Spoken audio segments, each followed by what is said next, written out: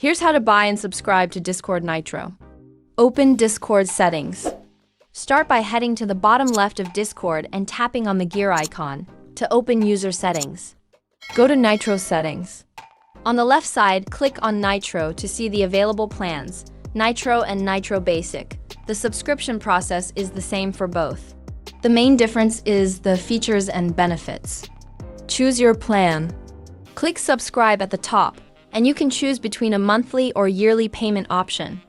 Select whichever suits you best. For this example, we'll go with monthly, and click select. Enter payment details. Choose your payment method.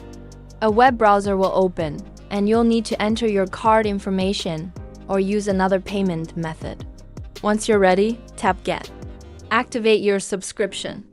Once your payment is processed, your Discord Nitro will be activated. You'll see a confirmation message, and your current plan will show on your Discord settings. And that's it. Now you have access to all the extra features that come with Discord Nitro.